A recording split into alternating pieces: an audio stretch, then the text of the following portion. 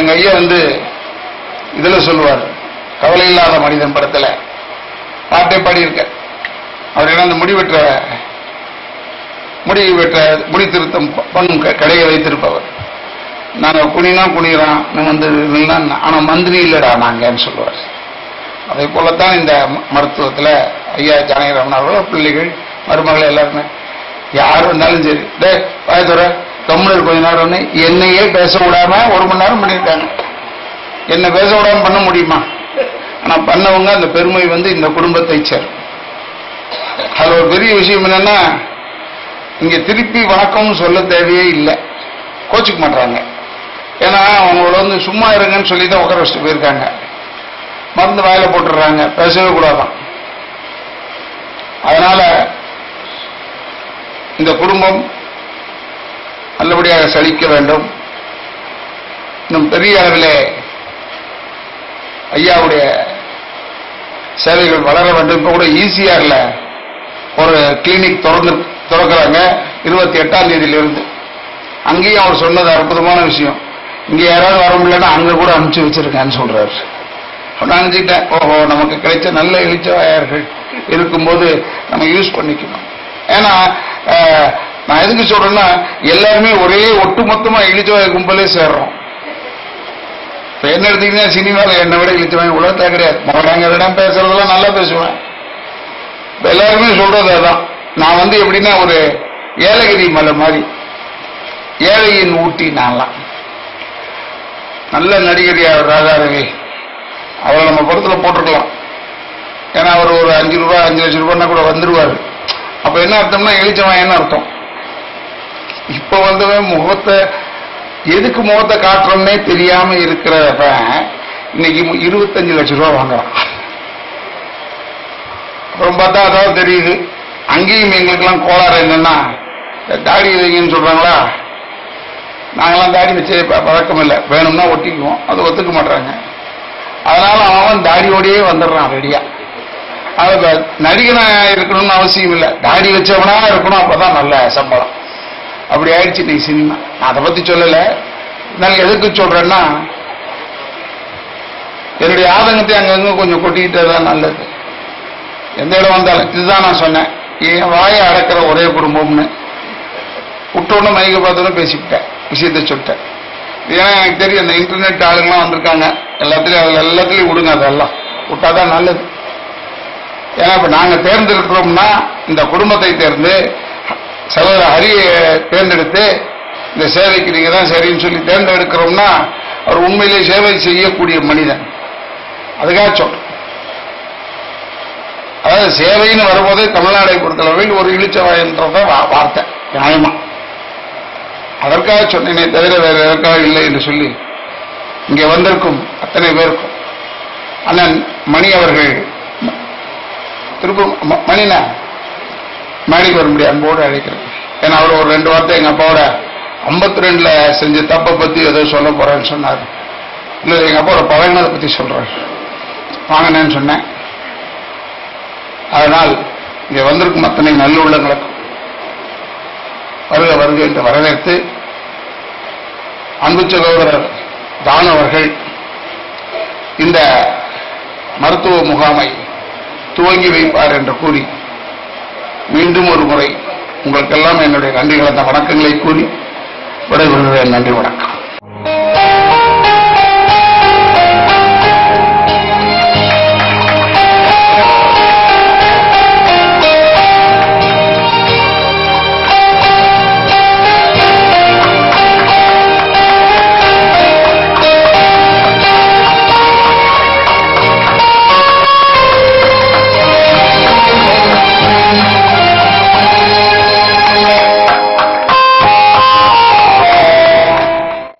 நிகழ்ச்சிக்கு வந்திருக்கும் எல்லாருக்கும், பத்திரிகை நண்பர்களுக்கும், மேலும் மேடையில் அமர்ந்திருக்கும் பெரியவர்களுக்கும் என்னுடைய வணக்கம். இது ஒரு குடும்ப நிகழ்ச்சி மாதிரி. ஜானகிராமன் சார், ஹரி, பத்தி எல்லாமே ஃபேமிலி ஃப்ரெண்ட்ஸ். அண்ட் ராஜதேவன சொல்லவே வேணாம். ஸோ இந்த நிகழ்ச்சியில் கலந்துக்கிறதுல என்னோட ரொம்ப பெருமையா இருக்கு. அண்ட் நடிகர் திரு எம்.ஆர். ராதா அவர்களின் அறக்கட்டளை சார்பாக ஜானகிராமன் சாரோட 50 வருட இந்த ஒரு இதை கொண்டாடுறதுக்கு இதை விட ஒரு நல்ல ஒரு சந்தர்ப்பம். I think Hari wouldn't have got it and it's really amazing.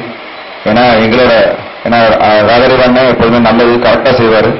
So கரெக்டாக ஜானகிராமன் சார் அவங்க சன்னோட இந்த ஒரு இதை கரெக்டாக லிங்க் பண்ணி விட்டுருக்காங்க நடிகர் சங்கத்துக்கு. எல்லாரும் யூஸ் பண்ணிக்கங்க. ரொம்ப அருமையாக பண்ணுவாங்க. நல்ல ஒரு பெஸ்ட் எக்யூப்மெண்ட்ஸ் வச்சுருக்காங்க. ஸோ நம்பி இங்கே வரலாம். ராகரிவண்ணா எல்லாமே சொல்லிட்டாங்க அவங்கள பற்றி, அவங்க குடும்பத்தை பற்றி. ஸோ இதுக்கு மேலே சொல்கிறதுக்கு ஒன்றும் இல்லை. மேலும் ஜானகிராமன் சார் உங்களோட இந்த ஒரு தொண்டு மேலும் தொடர்ந்துகிட்டே இருக்கணும். ஸோ இது தொடர வேண்டும் என்று வாழ்த்த வயதில்லை. ஸோ இறைவனை வேண்டிக்கிறேன். And thank you so much for this opportunity. நன்றி, வணக்கம். இங்கே வந்திருக்கும் எல்லாருக்கும் என்னோட காலை வணக்கம்.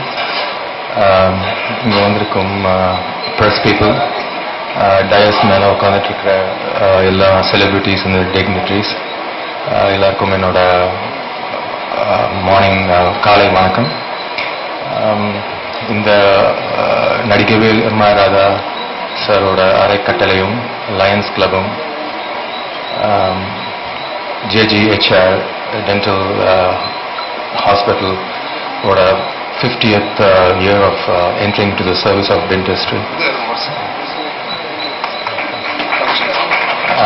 இது வந்து நடக்கிறது ரொம்ப சந்தோஷமாக இருக்கு. நான் வந்து இந்த ஃபேமிலி கூட more than a patient, I'm associated, or I can say that I'm with this family for almost more than 10 to 12 years. எனக்கு அங்கிள் ஜானகிராம் அங்கிள், ஹரி பதி, ஹரியோட wife Rekha and Manju Pathi's wife, இதெல்லாமே எனக்கு வந்து ஒரு க்ளோஸ் ஃபேமிலி மாதிரி. I'm very happy to be a part of this event and இந்த சேவை மேலும் மேலும் வளரணும்னு I pray to God. and நீங்க வந்திருக்கும் எல்லாருக்கும் once again I thank everyone and all the best. Thank you. நடிகர் ராதா அவர்களுடைய அறக்கட்டளை சார்பாக இலவச பல் மருத்துவ முகாம் இங்கே தொடங்கி சிறப்பாக நடைபெற்றுக் கொண்டிருக்கிறது. இந்த விழாவினை தொடங்கி வைத்து தன்னுடைய உணர்வுகளை இங்கே அழகாக வெளிப்படுத்தி அமர்ந்திருக்கின்ற அன்பு சகோதரர் கலைப்புலி எஸ் தாஸ் அவர்களே, வரவேற்புரை நிகழ்த்தி இருக்கின்ற தென்னிந்திய நடிகர் சங்கத்தினுடைய பொதுச் செயலாளர் அன்பு சகோதரர் ராதாரவி அவர்களே, இந்த விழாவினுடைய இன்னொரு கதாநாயகராக மேடையில் அமர்ந்திருக்கின்ற 50 ஆண்டு காலமாக மருத்துவத் துறையிலே தன்னுடைய சாதனையை செய்து கொண்டிருக்கின்ற என் அன்பிற்கும் பாசத்திற்கும் உரிய டாக்டர் ஜானகிராமன் அவர்களே,